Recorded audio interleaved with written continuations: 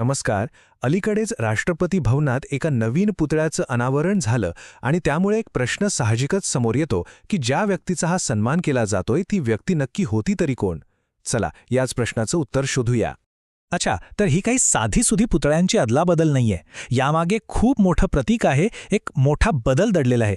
विचार करा, एका बाजूला होते एडविन लुटियन्स, म्हणजे कोण तर ब्रिटिश राजवटीचे शिल्पकार, आणि त्यांच्या जागी आता कोणाचा पुतळा येतोय तर सी राजगोपालाचारी, म्हणजे स्वतंत्र भारताचे पहिले भारतीय राष्ट्रप्रमुख.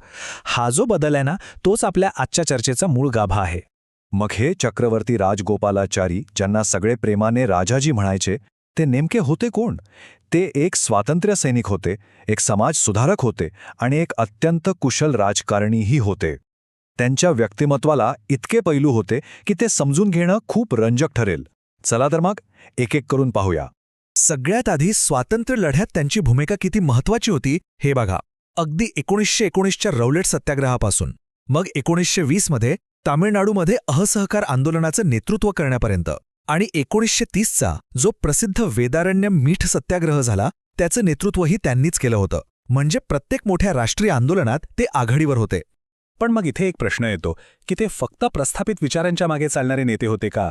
तर याचं उत्तर आहे नाही, अजिबात नाही. उलट त्यांचं खरं व्यक्तिमत्व तेव्हाच समोर यायचं जेव्हा ते प्रवाहाच्या विरोधात जाऊन आपलं मत मांडण्याचं धाडस दाखवायचे. याचं सगळ्यात मोठं उदाहरण म्हणजे 1942 साल. म्हणजे बघा, अख्खा देश भारत छोडूच्या घोषणेने दुमदुमतोय, पण अशावेळी राजाजींनी थेट महात्मा गांधींसोबत मतभेद व्यक्त केले. ते म्हणाले, थांबा, आधी वाटाघाटी करूया, कारण त्यांना सत्ता हस्तांतरणासाठी एक व्यावहारिक तोडगा हवा होता. आणि एवढ्यावरच ते थांबले नाहीत. पुढे 1944 मध्ये जेव्हा काँग्रेस आणि मुस्लिम लीगमध्ये काही केल्या सलोखा होत नव्हता, तेव्हा त्यांनी स्वतःचा राजाजी फॉर्म्युला पुढे आणला. यातून काय दिसतं तर त्यांचं बौद्धिक स्वातंत्र्य आणि प्रत्येक समस्येवर तोडगा काढण्याचा त्यांचा दृष्टिकोन.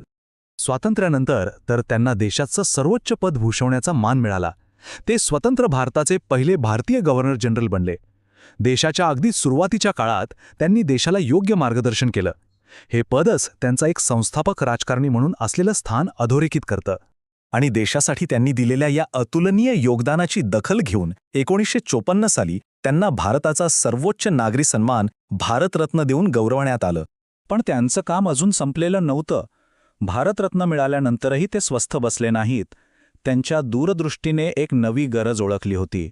ती म्हणजे एका निरोगी लोकशाहीसाठी मजबूत विरोधी पक्षाची निर्मिती करणं. आणि याच विचारातून त्यांनी 1959 मध्ये स्वतंत्र पक्षाची स्थापना केली. या पक्षाचा उद्देश स्पष्ट होता.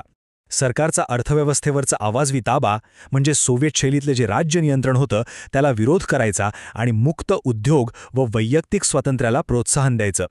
आता राजकारण तर झालंच, पण राजाजींच्या कार्याचा आणखी एक अत्यंत महत्त्वाचा पैलू होता, आणि तो म्हणजे समाजकारण. ते फक्त राजकारणी नव्हते, तर समाजातल्या जुन्या अन्यायकारक रूढींविरुद्ध लढणारे एक योद्धे होते. आणि त्यांनी फक्त विचार नाही मांडले, तर थेट कृती केली. 1939 मध्ये त्यांनी दलितांना मंदिर प्रवेश मिळावा यासाठी केवळ समर्थनच नाही, तर संरक्षणात्मक कायदेही आणले. जाती आधारित भेदभावाला शिक्षा व्हायलाच हवी असं मानून त्यांनी तसे कायदे बनवण्यासाठी पाठिंबा दिला. थोडक्यात काय तर सामाजिक समानतेसाठी त्यांनी आपलं आयुष्य वेचलं. हे जे वाक्य आहे ना, ते त्यांच्या संपूर्ण विचारसरणीचं सार आहे. त्यांना अशी लोकशाही हवी होते जिथे सरकार गरजेपुरतं हस्तक्षेप करेल, पण त्याचवेळी प्रत्येक व्यक्तीच्या स्वातंत्र्याचाही सन्मान केला जाईल. एक नाजूक पण अत्यंत महत्त्वाचं संतुलन. तर मग आपण राजाजींचा वारसा कसा लक्षात ठेवणार?